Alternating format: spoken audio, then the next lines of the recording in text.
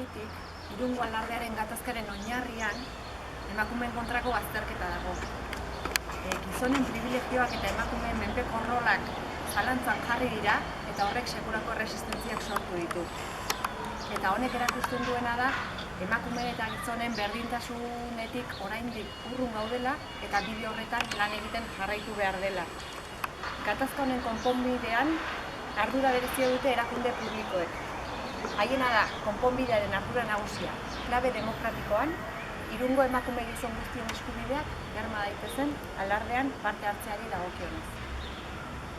Oinatzek esan duen bezala, lehen ermita honetatik atera ziren orain dela 18 urte alarde parekidean parte hartu nahi zutela aldarrikatu zuten emakumeak, eta oraindik ere 18 urte pasaienaren gaur egun gatazka ez atzera ez aurrera dago, eta badirudi Irungo udalak bazterketa egoera hau normalizatzeko autua egiten duela.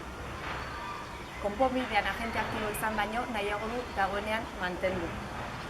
Irungo udalak ukatu egiten du herrian arazo bat dagoenik.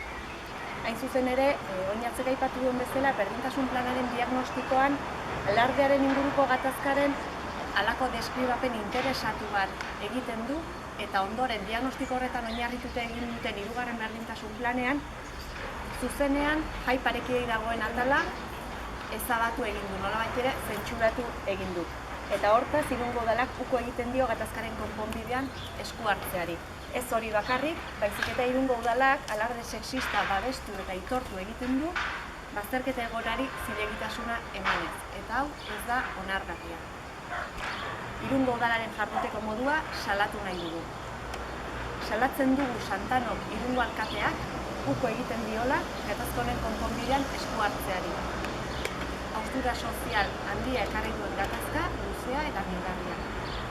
Salatzen dugu jarduteko modu honekin Santanok berdintasun politikei eman nahi dien erabilera interesatua. Emakume eta gizonen parekidetasuna lortzeko tresna gisa erabili ordez, emakume eta gizonen desberdintasunak iraunkortzeko barniz demokratiko gisa erabiltzen dituelako berdintasun politikak. Eta bukatzeko salatzen dugu herritarren parte hartzea norberaren politika zuritzeko erabili izana, Santanok oraingoan egin duen bezala, gustuko ez dituen atalak zentsuratu. Itazkoa baita emakunderen txostena udalbatzara eraman ahal izateko. Emakundek badauka gertatutakoaren berri, eta hortaz emakunderen txostenaren zain gaude txosten horretan zer jasoko. Eta niri dagokidan atala bukatzeko, Joseba Sarrionaindiaren hitz batzuk ekarri nahi gintuzte gogora, esaten du, besteen eskubideak ez dira hasten gureak bukatzen diren tokian. Gure eskubideak hasten dira, besteen eskubideak hasten diren tokian. Eta berdin, besteen eskubideak hasten dira, gure eskubideak